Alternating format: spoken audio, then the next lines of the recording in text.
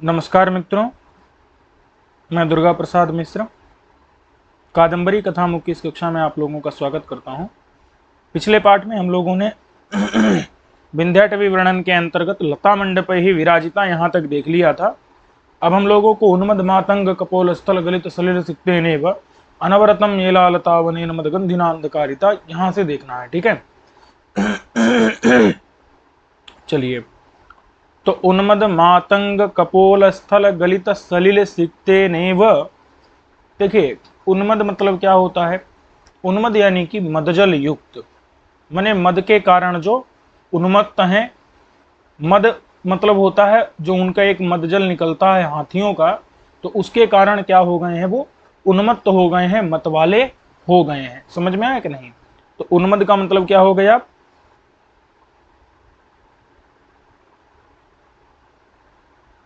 मदजल के कारण मतवाले जो, मातंग मतलब होता है हाथी। बात समझ में आ गई कि नहीं? तो उन उन हाथियों के कपोल, कपोल मतलब होता है गंड स्थल। क्या होता है? गंड स्थल। गंड स्थल मतलब होता है गाल,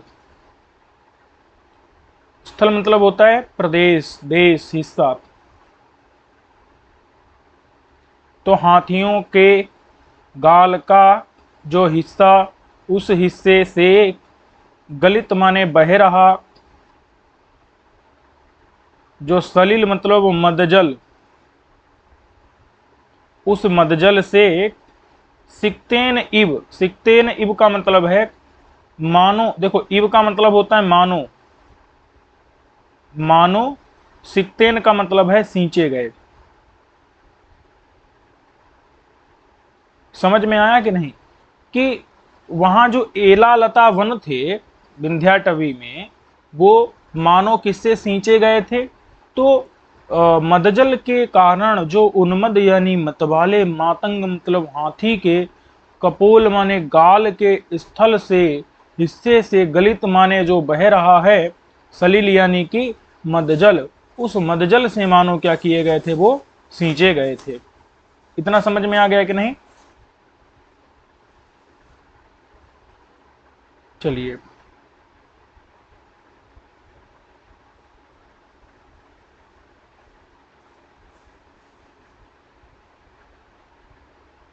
अब देखिए कौन सींचे गए थे? तो अच्छा, अनवरतम। अनवरतम का मतलब है लगातार। लगातार जो मानो सींचे गए थे। कौन? एला माने इलायची की जो लता, इलायची की जो लता, उस लता के वन माने जंगल। ठीक है, जो विंध्याटवी में एला माने इलायची की लता के जो वन थे, जंगल थे, वो किसके द्वारा सींचे गए थे? मानो हाथी के गाल के हिस्से से बह रहे मदजल से सींचे गए थे। तो बताओ, जो चीज मदजल से सींची जाएगी तो उससे मद की गंध आएगी कि नहीं आएगी? आएगी। तो इसीलिए इलायची की लता के जो वन थे वो कैसे हो गए थे? मदगंधी हो गए थे। मदगंधी मतलब मदजल की गंध वाले। मदगंधी माने मदजल की गंध वाले हो गए थे। कौन? जंगल, वन। समझ में आ रहा है कि नहीं? कि एला मने इलायची के लता के जो वन मने जंगल थे, वो मदगंधी मने मदजल की गंध वाले थे। क्यों? क्योंकि वो मानो सींचे गए थे किसके द्वारा? उन्मद मातंग के कपोल के स्थल से गलित सलिल के द्वारा। मने मदजल के कारण मतवाले उन्मद, मातंग यानी हाथी के, कपोल माने गाल के, स्थल माने हिस्से से, गलित माने बह रहे, सलिल माने मदजल से, सिक्तेन इव, इव माने मानो सींचे गए थे। तो इसी, और अनवरतम माने लगातार सींचे जा रहे थे इलायची की लता के वन, एला की लता के वन। तो इसीलिए वो क्या हो गए थे? मदगंधी हो गए थे। तो उन वनों के कारण, उन वनों के कारण क्या हो गया? वो जो विंध्याटवी है वो पूरी काली काली पड़ गई। क्यों? क्योंकि इलायची की लता तो कैसी होती है? कृष्ण वर्ण की होती है। इसीलिए वो पूरी विंध्याटवी क्या हो गई? अंधकारिता। अंधकारिता का मतलब क्या है? पूरी काली पड़ गई, ढक गई, ढक गई। भाई एला के इलायची की लता के वन के द्वारा क्या हो गई, वो पूरी तरह से घने घने रूप से ढक गई। तो ढक गई मतलब क्या हो गई, काली पड़ गई, माने अंधकार, अंधकारिता मतलब अंधकार की तरह, अंधकारिता माने क्या है, अंधकार की तरह काली पड़ गई। समझ में आ गया कि नहीं। तो चूंकि एला के लता के वन ने क्या कर लिया, उसको पूरा ढक लिया है, तो इसीलिए वो एकदम ढक गई है, काली पड़ गई, अंधकारित हो गई है। समझ में आ गया कि नहीं, आच्छादित हो गई है। कौन, विंध्याटवी। ये विंध्याटवी का वर्णन है, ठीक है। और इतना समझ आ गया। अब देख लीजिए एक बार, हाँ विंध्याटवी कैसी है, तो नखमुख लग्न इभ कुंभ मुक्ता फल लुब्ध ही। देखो मैं आपको बताया था कि हाथी क्या करता है, माने माने हाथी नहीं, शेर। जो हाथी है, हाथी के मस्तक में क्या पाया जाता है, मोती पाया जाता है, मोती। तो उस मोती, हाथी के मस्तक में क्या पाया जाता है, मोती पाया जाता है। वो शेर क्या करता है, उस हाथी के मस्तक को जब फाड़ता है तो शेर के नाखून में या शेर की दाढ़ में मोती फंस जाता है, ठीक है। तो शेर के माने पैरों से जब माथा फाड़ेगा या दाढ़ से फाड़ेगा तो क्या होगा, उसमें मोती फंस जाता है। तो उस मोती को कहाँ, वो मोती कहाँ फंस जाता है, शेर के पंजे में अथवा नाखून में। शेर के नाखूनों में क्या फंस जाता है, मोती वो फंस जाता है। तो उस मोती को निकालने के लिए कहाँ से, शेर के नाखून से क्या करते हैं, जो माने जंगली लोग हैं वो शेर को मार देते हैं और उसके पंजों से फंसा हुआ मोती निकाल लेते हैं। ये बता रहे हैं कि नख मुख लग्न इव कुंभ। नख, नख माने नाखून, किसका नाखून, शेर का नाखून। शेर का जो नाखून, उस नाखून के, मुख मतलब होता है अग्रभाग, आगे के हिस्से में फंसेगा ना, नाखून जहां जड़ में थोड़े फंसेगा जा करके। तो नाखून के अग्रभाग में लग्न, लग्न मतलब होता है लगा हुआ, लगा हुआ मतलब फंसा हुआ, फंसा हुआ जो इभ, इभ मतलब होता है हाथी के, कुंभ मतलब होता है मस्तक का, हाथी के कुंभ माने मस्तक का, मुक्ताफल माने मोती, मुक्ताफल माने मोती। समझ आया कि नहीं। ये जो अग्रभाग में लग्न मन लगा हुआ फंसा हुआ, ये किसका विशेषण है, मोती का। कि नख नाखून किसका, शेर का, उसके मुख माने अग्रभाग में, लग्न माने लगा हुआ, इभ माने हाथी का जो, हाथी का जो कुंभ माने मस्तक, उस मस्तक का मुक्ताफल माने मोती कहाँ लगा हुआ है, नख मुख लग्न, शेर के नाखून के मुख मतलब कि अग्रभाग में लग्न माने लगा हुआ है कौन, मुक्ताफल किसका, इभ कुंभ, इभ माने हाथी के, कुंभ माने मस्तक का, ठीक है। उस मोती की लुब्ध, लुब्ध कहते हैं लोभी, लालसा वाले, लालसा वाले। समझ में आ गया कि नहीं, लालसा वाले, मोती की लाल, लुब्ध मतलब होता है लोभी, चाहने वाले, मोती को चाहने वाले, लालसा वाले, लोभी। कौन, सबर सेनापति। सबर मतलब होता है वही चांडालों की जो,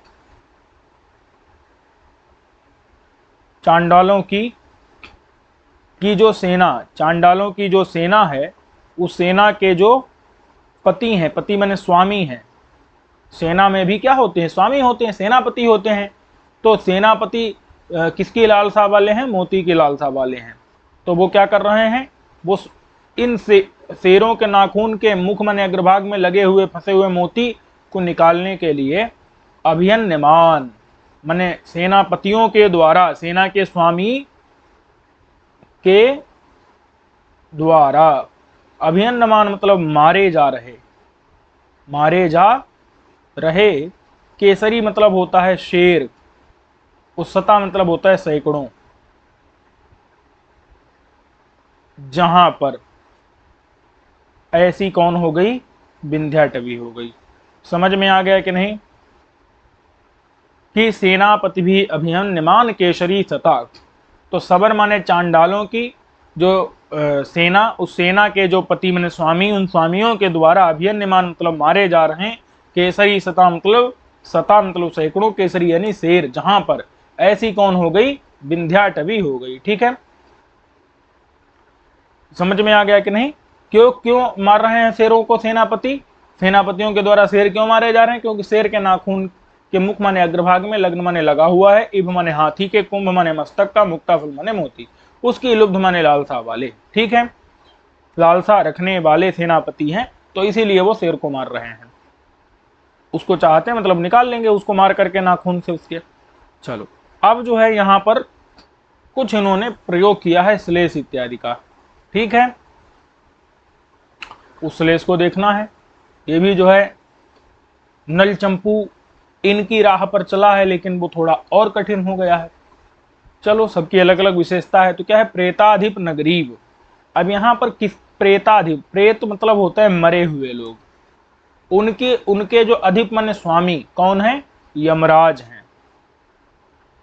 ठीक है, यमराज, यमराज की जो नगरी, ठीक है, यमराज की जो पुरी, यमराज की पुरी क्या होगी, नरक होगा और क्या होगा। ठीक है, तो यमराज की जो नगरी है, प्रेताधिप यानी यमराज की जो नगरी है, उस नगरी इब, इब मतलब होता है की तरह अथवा तुल्य, इब माने मानो भी होता है, वो की तरह भी होता है। तो जब क्रिया में इब का प्रयोग हो जाएगा तो वहां मानो अर्थ निकल आता है, और जब क्रिया से भिन्न में होगा प्रायः तो वहां पर की तरह, तुल्य की तरह है। समझ में आ गया कि नहीं? कि यमराज की नगरी की तरह है कौन, विंध्याटवी। विंध्याटवी कैसी है, यमराज की नगरी माने पुरी की तरह है, नरक की तरह। कैसे भैया, देख लेते हैं। तो सदा सन्निहित मृत्यु भीषणा, क्योंकि यमराज की नगरी में सदा माने हमेशा, हमेशा, सन्निहित मतलब पास में, समीप में, समीप में रहते हैं कौन, मृत्यु। मृत्यु मतलब होता है यमराज। भाई यमराज अपनी नगरी में नहीं रहेंगे तो कहां रहेंगे? तो अपनी नगरी में, यमराज की जो पूरी नगरी है उसमें सदा माने हमेशा, सन्निहित माने पास में रहते हैं कौन, मृत्यु माने यमराज। इसलिए अतः, अतः वो क्या हो गई है, भीषण, भीषण माने भयंकर, इसलिए भयंकर हो गई है, भयंकरा। समझ में आया कि नहीं? भयंकरा, भय दायिनी, भय देने वाली हो गई है कौन, यमराज की नगरी। ये यमराज की नगरी के विशेषण घट रहे हैं अभी, कि यमराज की नगरी कैसी है, सदा सन्निहित मृत्यु भीषणा, हमेशा सन्निहित माने पास में रहते हैं, मृत्यु माने यमराज, इसलिए भीषण माने भयंकर हो गई है। अतः भयंकर हो गई, भयदायिनी हो गई है कौन, यमराज की नगरी। और कैसी है, महिषाधिष्ठिता च, महिष, महिष क्या है, यमराज का वाहन है। महिष क्या है, यमराज का वाहन क्या है, महिष माने भैंसा। ठीक है, तो यमराज की नगरी में महिष माने भैंसा, भैंसे से, अधिष्ठित माने युक्त है, भैंसे से युक्त है कौन, यमराज की पुरी माने नगरी। अरे भाई यमराज रहेंगे कहां पर, अपनी नगरी में, तो उनका जो वाहन भैंसा है वो भी कहां रहेगा, वो भी नगरी में ही रहेगा। इसी प्रकार की है विंध्याटवी भी। कैसे, देख लो विंध्याटवी कैसे ऐसी है। तो विंध्याटवी में भी सदा, सदा मतलब है हमेशा, सन्निहित रहती है। सन्निहित मतलब है पास में रहती है। कौन पास में रहती है, मृत्यु पास में रहती है। क्यों भैया, क्योंकि वहां पर जंगल है, उस जंगल में बाघ, शेर इत्यादि विभिन्न प्रकार के हिंसक जंतु कभी भी अपना ग्रास बना सकते हैं। वहां पर भी मृत्यु, मृत्यु मतलब मरना, मृत्यु माने मरना, वहां मृत्यु माने यमराज नहीं, जंगल में मृत्यु यानी मरना जो है हमेशा पास में ही रहता है। सदा माने हमेशा, सन्निहित माने पास में रहता है, पास रहता है कौन? मृत्यु। मृत्यु माने जीवन का अंत,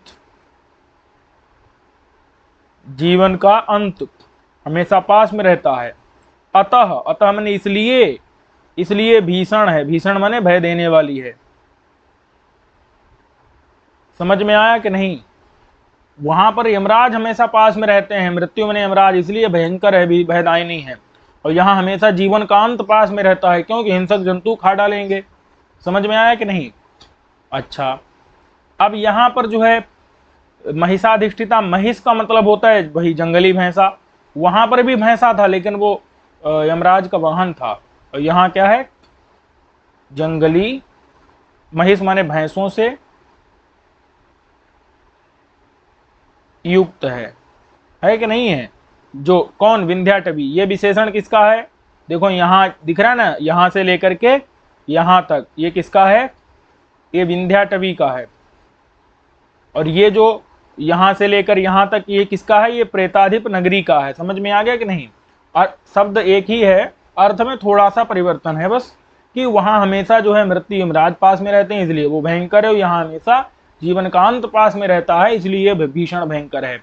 और वहां भैंसा वहां भी रहता है, यमराज का वाहन, यहाँ जंगली भैंसे यहाँ भी रहते हैं, तो महिषों से भी अधिष्ठित है। ठीक है। अब जो है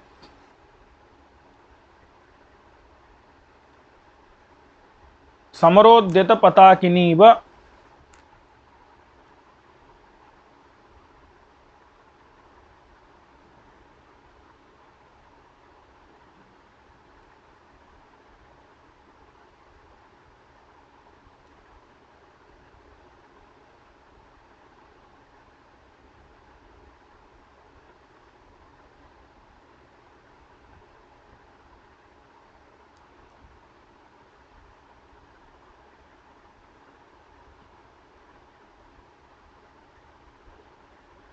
चलिए तो देखिए, समरोद्यत पताकिनीव बाणासनारोपित शिली मुखा विमुक्त सिंहनादा च।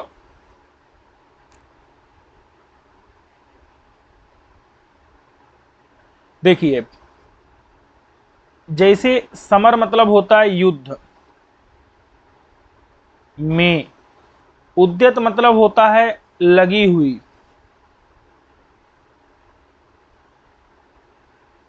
अथवा कहते हैं तत्पर। जैसे कोई होता है ना, किसी काम को करने में हमेशा क्या रहता है? तत्पर रहता है। तो समर मतलब होता है युद्ध में, उद्यत माने लगी हुई, पताकिनी कहते हैं सेना को, इव कहते हैं की तरह। समझ में आ गया कि नहीं?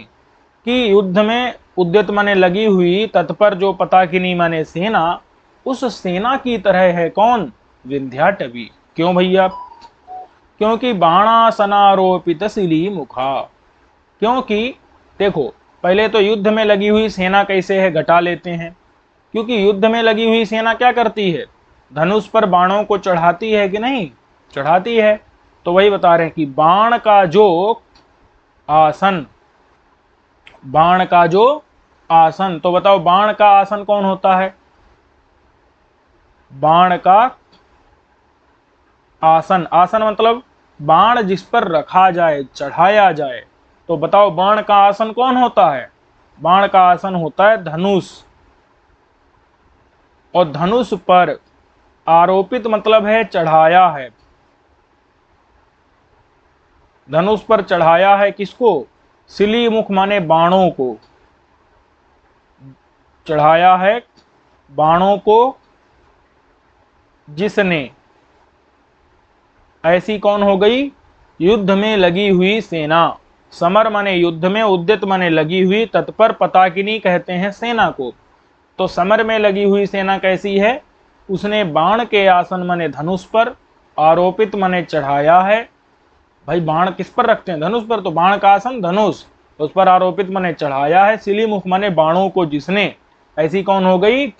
युद्ध में लगी हुई सेना। और सेना कैसी है? विमुक्त सिंहनादा च।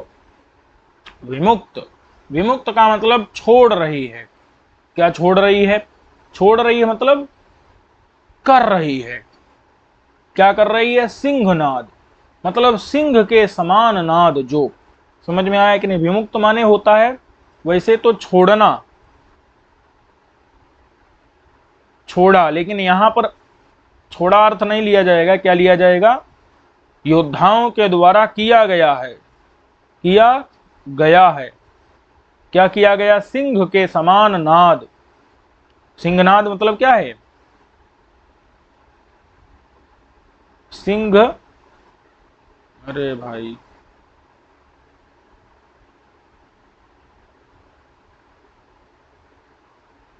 सिंह के नाद के समान नाद,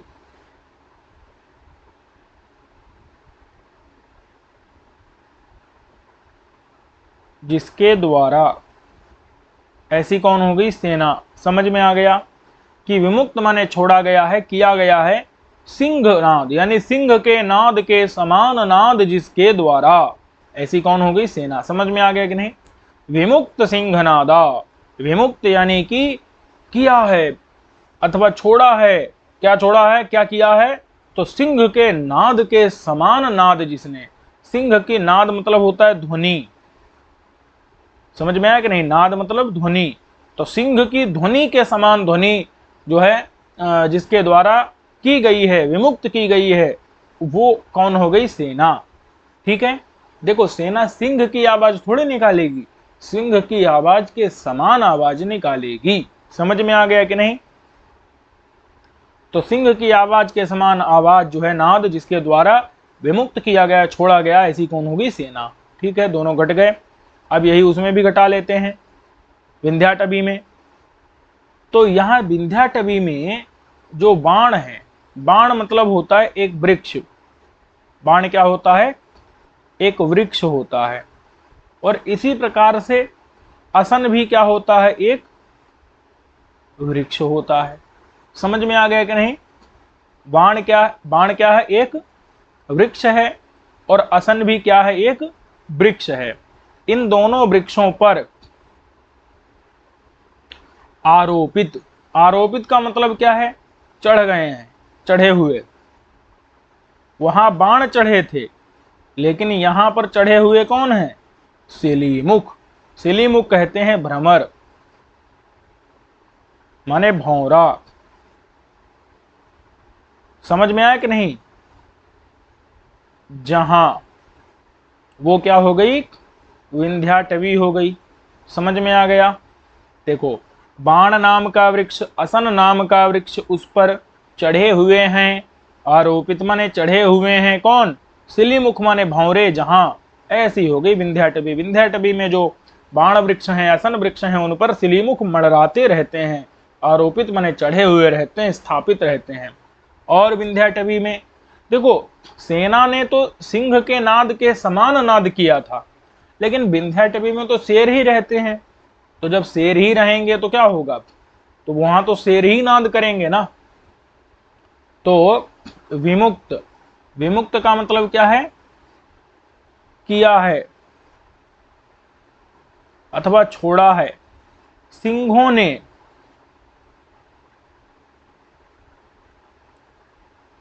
सिंहों ने नाद जहां पर, नाद माने ध्वनि।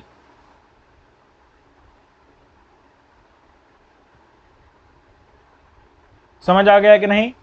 कि विमुक्त माने किया है, छोड़ा है। सिंहों ने नाद माने ध्वनि जहां पर, ऐसी कौन होगी? विंध्याटवी। विंध्याटवी में सिंह ही, सिंहों ने नाद को, ध्वनि को विमुक्त किया है, छोड़ा है। मतलब शेर जहां पर क्या कर रहे हैं? नाद कर रहे हैं। तो शेर जहां पर क्या कर रहे हैं? नाद कर रहे हैं। सिंहों ने नाद को जहां पर विमुक्त किया है, छोड़ा है, वो है विंध्याटवी। समझ में आ गया इतना? अब है कात्यायनी व प्रचलित खड्ग भीषणा रक्त चंदनालंकृता च। जैसे कात्यायनी, कात्यायनी यानी सिंह वाहिनी दुर्गा,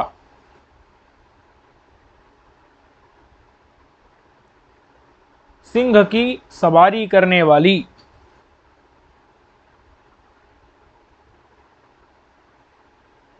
तो कात्यायनी मतलब सिंह की सवारी करने वाली जो सिंह वाहिनी दुर्गा। इव मतलब होता है की तरह। तो जिस प्रकार से जब अपने वो खड्ग को तलवार को क्या करती हैं, चलाती हैं, तो इसलिए बहुत भयानक लगती हैं। समझ में आ गया कि नहीं। प्रचलित, प्रचलित मतलब होता है चलता हुआ। जो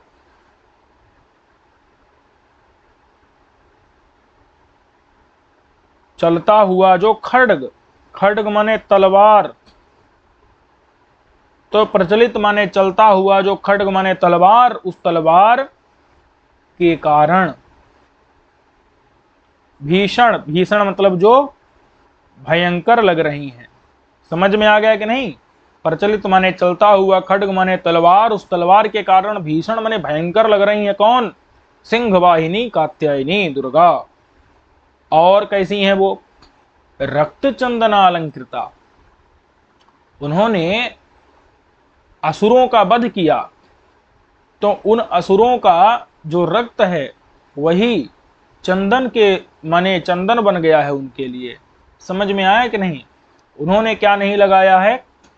लाल चंदन नहीं लगाया, अभी तो रक्त माने खून ही चंदन बन गया है जिनके लिए। बात समझ में आई कि नहीं। खून रूपी चंदन से अलंकृत यानी शोभित, अथवा रक्त चंदन का अर्थ लाल चंदन भी ले लो। लाल चंदन से जो शोभित है, ऐसी कौन हो गई? भगवती दुर्गा। रक्त चंदन माने खून रूपी चंदन से, असुरों के, अधर्मियों के रक्त रूपी चंदन से अलंकृत सुशोभित हैं जो, अथवा लाल चंदन से जो सुशोभित हैं। बात समझ में इतनी आ गई कि नहीं। उनके समान, उनके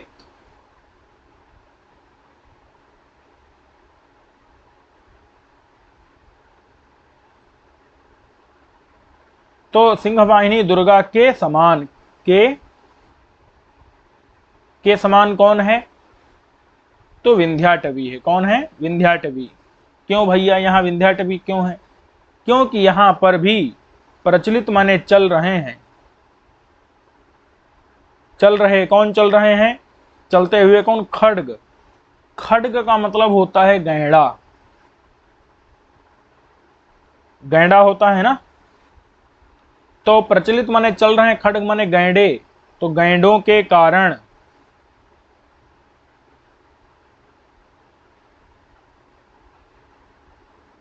गैंडों के कारण वो कैसी लग रही है?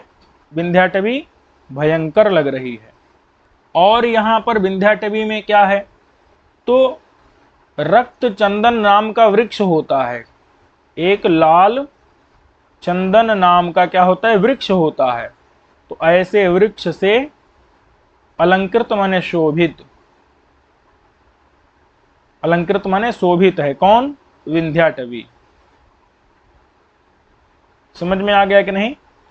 एक तो प्रचलित माने चल रहे जो खड्ग माने गैंडे, उनके कारण भीषण भयंकर है। और रक्त चंदन माने लाल चंदन के वृक्ष से अलंकृत माने सुशोभित है। कौन? विंध्याटवी। समझ में आ गया कि नहीं। विंध्याटवी कैसी है? वहां पर खड्ग माने गैंडे चल रहे हैं इसलिए भी वो भीषण है, और लाल चंदन के वृक्षों से वो सुशोभित है।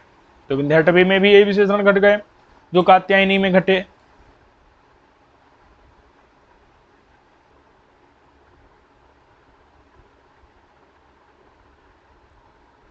करणी सुत की कथा।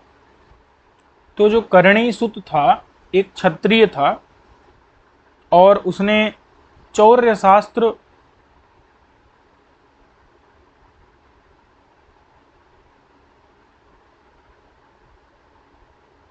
चौर्य शास्त्र का वो प्रवर्तक था।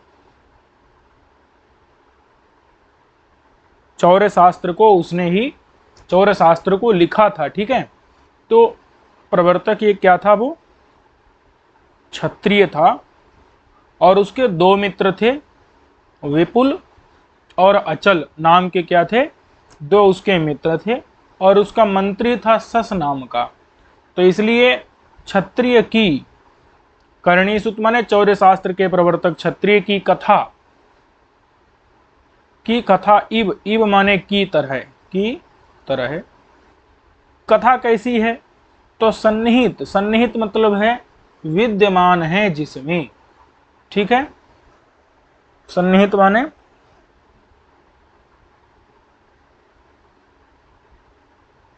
पास हैं,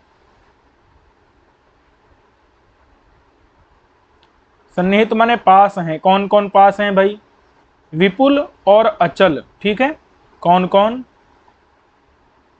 विपुल और अचल नाम के दो मित्र जहां,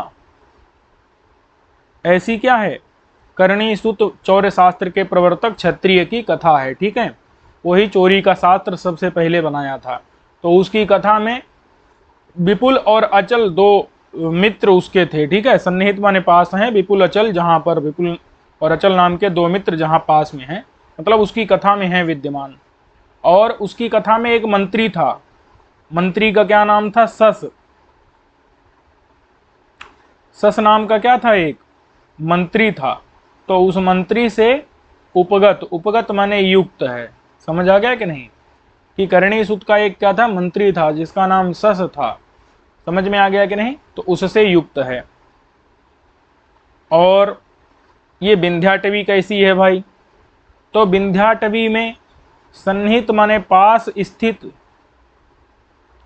पास में स्थित है कौन, विपुल, विपुल कहते हैं महान, मतलब बहुत बड़ा, अचल माने पर्वत, जहां पर, ऐसी कौन है विंध्याटवी, कि सन्निहित माने पास में स्थित है, विपुलाचल माने महान पर्वत, बहुत बड़ा पर्वत, जहां पर ऐसी हो गई विंध्याटवी। और विंध्याटवी में क्या रहता है, तो कहते हैं कि सस रहता है, क्या रहता है उसमें, सस रहता है।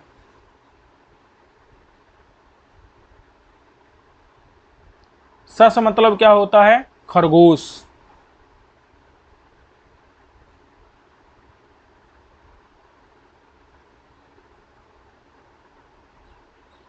खरगोश से उपगता मतलब युक्त है, समझ में आ गया कि नहीं, कि ये विंध्याटवी कैसी है, तो खरगोश से, सस मतलब क्या होता है, खरगोश, अथवा सस नाम का एक वृक्ष भी होता है, क्या होता है, सस नाम का क्या होता है, एक वृक्ष भी होता है। तो उस वृक्ष से युक्त है विंध्याटवी, अथवा सस माने खरगोश से युक्त है विंध्याटवी, समझ में आ गया कि नहीं, उपगत माने युक्त, सस नाम का वृक्ष अथवा सस नाम माने, सस माने खरगोश से युक्त है विंध्याटवी, समझ में आ गया कि नहीं। तो इस प्रकार से दोनों में समानता यहां आ गई। अब जो है कल्पांत प्रदोष संध्या इव, कल्पांत प्रदोष संध्या, देखो कल्प होता है ब्रह्मा की रात और दिन, ठीक है, एक कल्प का ब्रह्मा की रात होती है और एक कल्प का ब्रह्मा का दिन होता है, ठीक है, जैसे 360 दिन का क्या होता है, एक मनुष्य का वर्ष होता है, ठीक है। ऐसे ही अब अगर हम, एक कलयुग कितना होता है, 4,32,000 का एक कलयुग होता है, और इसका दुगुना द्वापर होता है, इसका 3 गुना त्रेता होता है, इसका 4 गुना माने सतयुग होता है। और ये अगर चारों को मिला दिया जाए, यानी कलयुग का 10 गुना, यानी चारों को अगर मिला दिया जाए तो ये एक हो जाएगा। 1 और 2 3 और 3 6 और 4 माने 10। तो 10 गुना जो होता है वो एक चतुर्युग होता है। और ऐसे ही उस चतुर्युग को महायुग कहते हैं। और 71 महायुग का क्या होता है, माने 1000 महायुग का क्या होता है, एक कल्प होता है। ठीक है। और उसमें 14 मनु 15 मनुसंधि होती हैं। 71 महायुग का एक मनु होता है। और हाँ, 71 महायुग का एक मनु होता है और एक सतयुग के बराबर एक मनुसंधि होती है। ठीक है। तो ये गणना है, उससे हमको विशेष मतलब नहीं है। तो इतना बड़ा ब्रह्मा का क्या होता है, एक दिन होता है। और इतनी ही बड़ी ब्रह्मा की एक रात होती है। ठीक है। ऐसे समझ लो कि ये जो है ना, ये इन सबको अगर जोड़ लिया जाए तो ऐसे 1000 चतुर्युग को जोड़ लिया जाए तो वो क्या होगा, ब्रह्मा का एक कल्प होगा। तो एक जो कल्प है उतना बड़ा ब्रह्मा का दिन होता है। तो जब दिन खत्म होता है तो क्या आती है, रात आती है। तो रात आने के पहले क्या आता है, संध्या काल आता है। वो संध्या काल जो होता है ना, उसी को क्या कहते हैं, प्रदोष कहते हैं। ठीक है। तो कल्प माने कि दिन, ब्रह्मा का दिन। उस ब्रह्मा के दिन के अंत में, ब्रह्मा के दिन के अंत में, ठीक है, क्या आता है, एक प्रदोष। प्रदोष का मतलब क्या है, माने रात आती है। तो रात के पहले क्या आएगा, रात का आरंभ आएगा ना। तो प्रदोष का मतलब क्या है,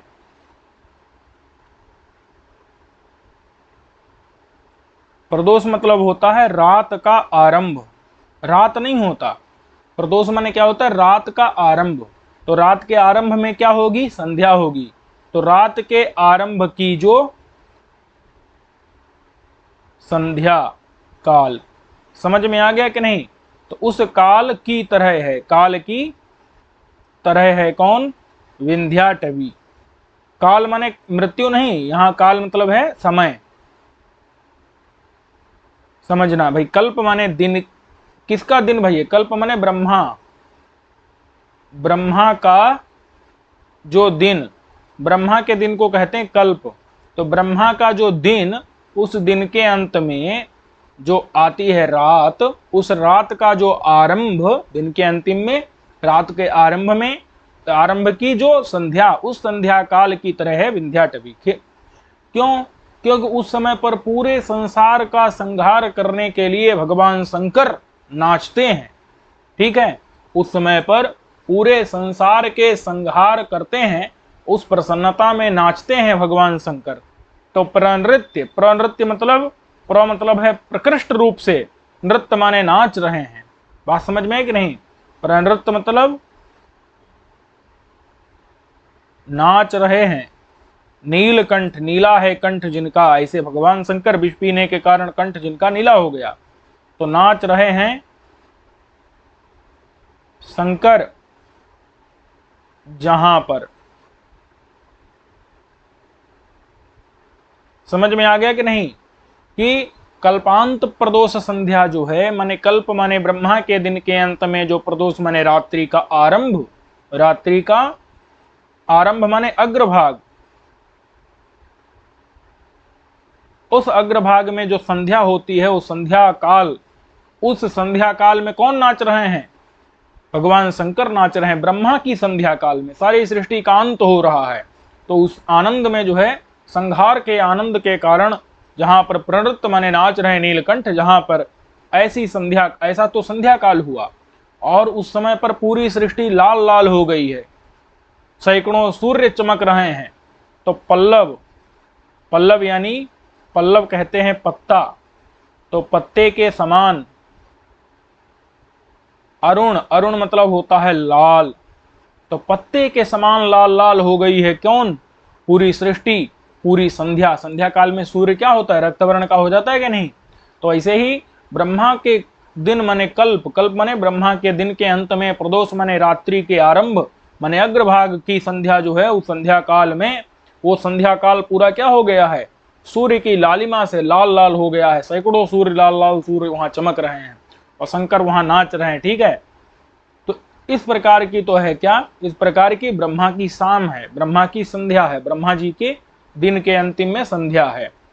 पल्लव माने पत्ते के समान, अरुण माने लाल लाल। ठीक है, और इसी प्रकार क्या है, तो प्रनृत्त नीलकंठा पल्लवारुणा च विंध्याटवी है। विंध्याटवी भी ऐसी है भैया। कैसे, प्रनृत्त, प्रनृत्त माने नाच रहे। नीलकंठ नाम के पक्षी जहां पर कौन नाच रहे हैं, नीलकंठ। नीलकंठ किसे कहते हैं, मयूर को। ठीक है, नमस्तस्मै गणेशाय यत्कंठः पुष्करायते मदा भोग घनध्वानो नीलकंठस्य तांडवे। तो नीलकंठ यानी मयूर पक्षी, तो नाच रहे हैं मयूर जहां पर, ऐसी कौन होगी, विंध्याटवी। और पल्लव यानी पत्तों के कारण, पत्ते होते हैं लाल लाल, तो पत्तों के कारण। अरुण माने लाल लाल हो गई है, कौन, विंध्याटवी। समझ में आ गया कि नहीं। पल्लव यानी पत्तों के कारण, अरुण यानी लाल लाल हो गई है, कौन, विंध्याटवी। समझ में आ गया कि नहीं। प्रनृत्त माने नाच रहे नीलकंठ मयूर जहां पर, और पल्लव माने पत्तों के कारण, अरुण माने लाल लाल हो गई है, कौन, विंध्याटवी। तो ये भी घट गया, इसमें भी तो हो गया। अब कहते हैं अमृत मथन वेले वश्री द्रुमोपशोभिता वारुणी परिगता च। देखो, अमृत मथन की वेला, जिस समय पर अमृत का मथन किया गया था, अमृत के लिए क्या किया गया था, क्षीर सागर को मथा गया था।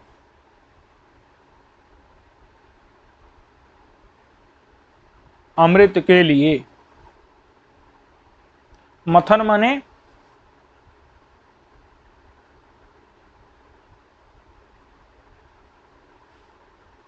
क्षीर सागर का मंथन किया गया था। तो उस मंथन का जो समय था, बेला मतलब समय, समझ में आ गया कि नहीं। तो अमृत के लिए जो मथन माने की क्षीर सागर को मथा गया था, मंथन किया गया था, तो उस मंथन का जो वेला माने समय है, इव माने उस समय की तरह है, कौन, विंध्याटवी।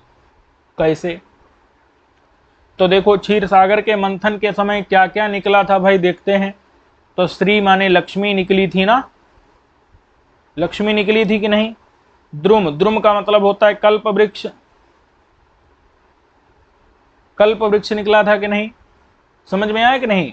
श्री माने लक्ष्मी निकली थी, द्रुम मतलब होता है पेड़, किसका पेड़, कल्प का, कल्प वृक्ष निकला था। और तो लक्ष्मी और कल्प वृक्ष से उपशोभित, उपशोभित मतलब होता है सुंदर, उपशोभित माने, तो वो जो वेला थी, वेला माने जो समय था, उस समय पर कौन निकली थी, लक्ष्मी निकली थी। द्रुम माने कल्प वृक्ष निकला था। तो इनके कारण, इनसे, लक्ष्मी से, कल्प वृक्ष से उपशोभित माने सुंदर वो समय था, वेला था। समझ में आ गया कि नहीं। और वो बेला कैसी थी, तो उसमें वारुणी निकली थी। क्या निकली थी, वारुणी माने मदिरा निकली थी। तो मदिरा से वो समय कैसा था, परिगत था माने युक्त था। उस टाइम पर मदिरा भी थी, लक्ष्मी भी थी, कल्पवृक्ष भी था। तो श्री से उपशोभित माने सुंदर, लक्ष्मी से, और द्रुम माने कल्प वृक्ष से सुंदर, और वारुणी माने मदिरा से युक्त माने मदिरा से के कारण सुंदर। इस प्रकार का जो है वो बेला माने टाइम था। ठीक है, और विंध्याटवी भी भैया है।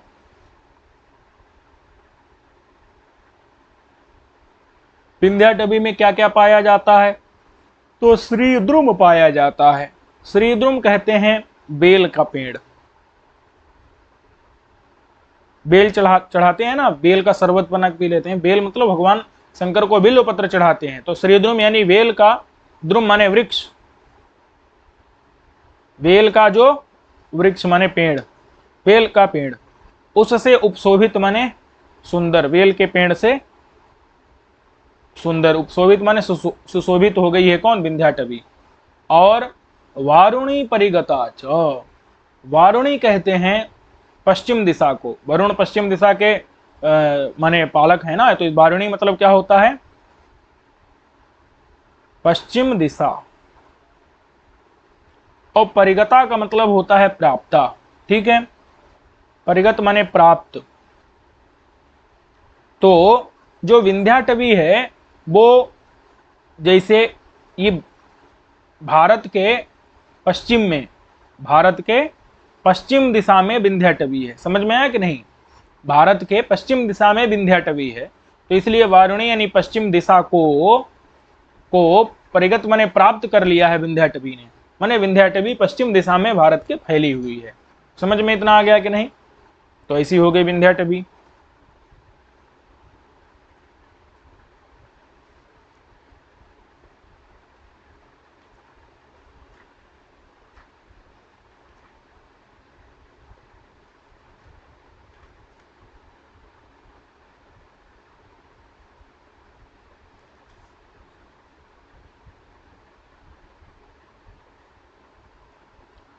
चलिए अब देखिए, प्रावृडिव घनश्यामला अनेक सत हृदयालंकृता च। देखो, प्रावृड कहते हैं वर्षा काल को। वर्षा काल की तरह है विंध्याटवी। तो वर्षा काल में क्या होता है? घन, घन मतलब होता है मेघ। घन माने क्या होता है? मेघ, बादल। तो बादल से क्या हो जाती है? श्यामला मतलब काली। तो प्रावृट माने जो वर्षा ऋतु है, प्रावृट ये जो है स्त्रीलिंग शब्द है, तो इसका अर्थ अगर हम कहेंगे वर्षा काल ना कह करके क्या कहेंगे? वर्षा ऋतु। वर्षा ऋतु जो है वो घन माने मेघ के कारण श्यामल माने काली हो जाती है। और वर्षा ऋतु में अनेक, अनेक माने बहुत, और शतहृद, शतहृद कहते हैं बिजली को। बात समझ में है कि नहीं? बहुत जो है, शतहृद माने बिजलियां, विद्युत। बहुत सी विद्युत, बहुत सी विद्युत से अलंकृत, अलंकृत माने शोभित। क्योंकि बहुत बिजली चमकती है ना वर्षा ऋतु में, तो वर्षा ऋतु की तरह है, कि तरह है कौन? विंध्याटवी। क्योंकि वर्षा ऋतु कैसी है? घन मने मेघ से, श्यामल मने काली है, और अनेक मने बहुत से, शतहृद मने विद्युत से अलंकृत मने शोभित है कौन? वर्षा ऋतु। क्योंकि बहुत बिजली चमकती है वर्षा ऋतु में। और विंध्याटवी भी ऐसी है। देखो अब विंध्याटवी कैसी है? घन, घन का मतलब है घनी है। घनी समझ रहे हैं कि नहीं? बहुत ज्यादा घनी है वृक्षों के कारण। और श्यामल है, श्यामल माने काली है। बहुत ज्यादा घनी होने के कारण पूरा अंधकार ही अंधकार है, तो इसीलिए श्यामल हो गई है, पूरी काली पड़ गई है। और अनेक, अनेक माने बहुत से। अब यहां पर शत, शत माने सैकड़ों, अनेक माने बहुत, बहुत सैकड़ों। और यहां पर जो है क्या लेना है? देखो हृद, हृद का मतलब होता है जलाशय, गहरे गहरे, गंभीर, अगाध जलाशय। हृद माने क्या होता है? अगाध जलाशय। तो जहां अनेक माने बहुत से, सत माने सैकड़ों, हृद माने अगाध जलाशय, तो अगाध जलाशयों से अलंकृत है। अलंकृत माने शोभित है कौन? विंध्याटवी।